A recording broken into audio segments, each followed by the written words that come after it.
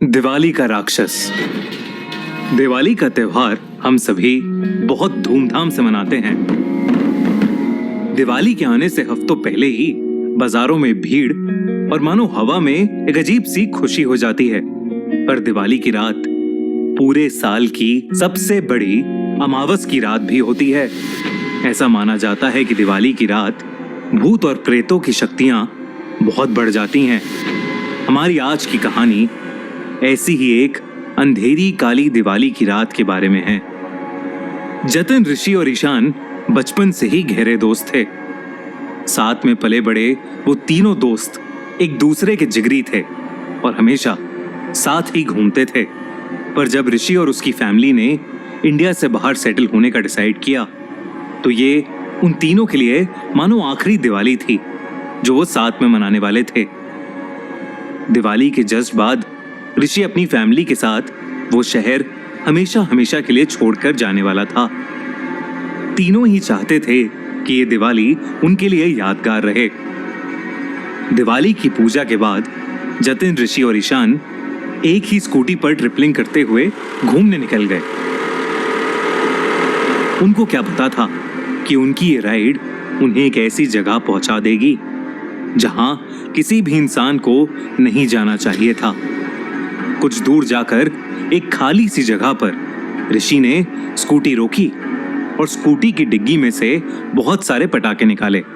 उसी रोड पर थोड़ी ही दूरी पर एक पुराना सा मंदिर भी था, लेकिन उस मंदिर में सब कुछ खंडर हो चुका था।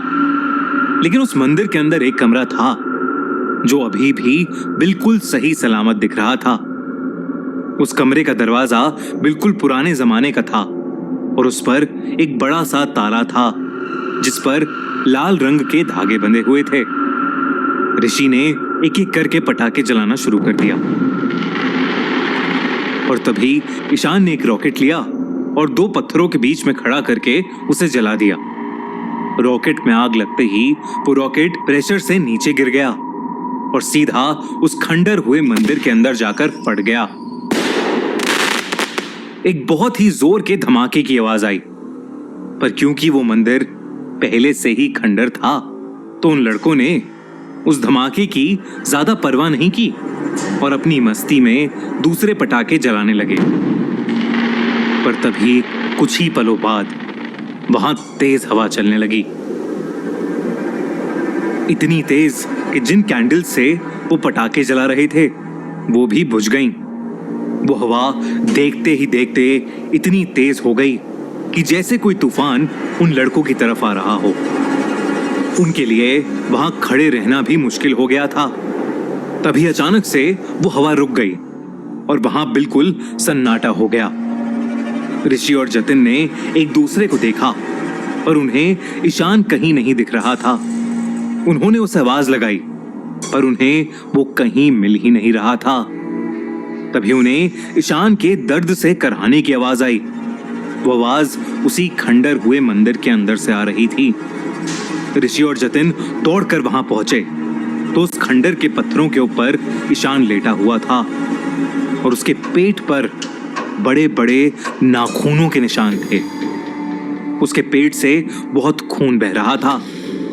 जतिन की नजर मंदिर के अंदर गई तो जो दरवाजा पहले बंद पड़ा था अब पूरी तरह से टूटा हुआ था। उन्हें कुछ भी समझ नहीं आ रहा था कि तभी ईशान की आंखें बंद होने लगीं। अपने घाव की वजह से वो कुछ बोल भी नहीं पा रहा था और इसलिए उसने घबराई हालत में मंदिर की छत की ओर इशारा किया और जैसे ही जतिन और ऋषि पलटे उनकी रूह ही कांप गई। मंदिर की छत पर एक दानव जैसा दिखने वाला भयानक जीव चिपका हुआ था। उसका पूरा शरीर जली हुई चमड़ी जैसा था और उसकी आंखें एकदम सफेद थीं। जैसे ही ऋषि और जतिन ने उसे देखा वो अजीब तरीके से उन्हें देखकर चीखने लगा। वो तीनों बहुत ही बुरी तरह डरे हुए थे। ऋषि और जतिन ने ईशान को उठाया और उस मंदिर से बाहर भागे। वो अजीब सा दानव भी उनके पीछे भागता हुआ छत से नीचे आ गया। उन तीनों को अपनी मौत नजदीक आते दिख रही थी। ईशान को उठाकर भागना बहुत मुश्किल हो गया था और बहुत ज्यादा खून बहने की वजह से ईशान अपने होश भी खोने लगा था। जैसे तैसे करके वो तीनों उसी रोड पर भागते गए। कुछ देर तक भागने के बाद उन्होंने देखा कि वो जीव अब उनके पीछे नहीं था। वो तीनों और तेज भागे और तभी उनको रोड के ऊपर एक खंडर दिखा। जतिन की नजर सामने रोड पर गई तो उनकी स्कूटी वहीं खड़ी थी। ये देखकर वो बहुत डर गए क्योंकि इसका मतलब था वो वहीं पर वापस आ गए थे जहां से भागकर वो निकले थे। और जो खंडर उन्हें दिख रहा था वो वही खंडर हुआ मंदिर था जहां पर उन्हें वो राक्षस दिखा था। उस मंदिर के बंद दरवाजे के अंदर एक छोटा सा कमरा था जहां एक मूर्ति लगी थी और वो मूर्ति किसी और की नहीं बल्कि उसी दानव की थी जो उनके पीछे पड़ा था।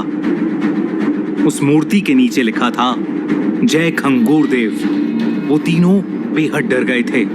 उन्हें समझ नहीं आ रहा था कि वो कहां पहुंच गए हैं। ऋषि ने मदद के लिए अपना फोन निकाला पर उसके फोन में नेटवर्क ही नहीं था।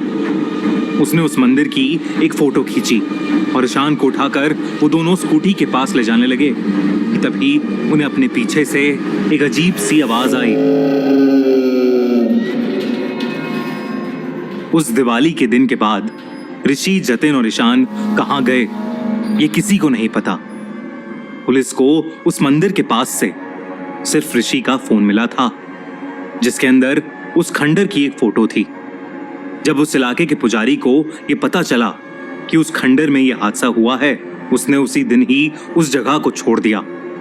उस पुजारी ने उस इलाके के बाकी लोगों को भी बताया कि करीबन 500 साल पहले खंगूर नाम का एक दानव धरती पर आ गया था।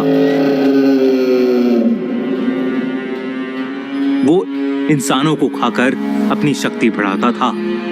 सब उससे डरते थे, इसलिए उसे खुश रखने के लिए उसका एक मंदिर बनाया गया था जहां वो उसे हर महीने एक इंसान की बलि चढ़ाया करते थे।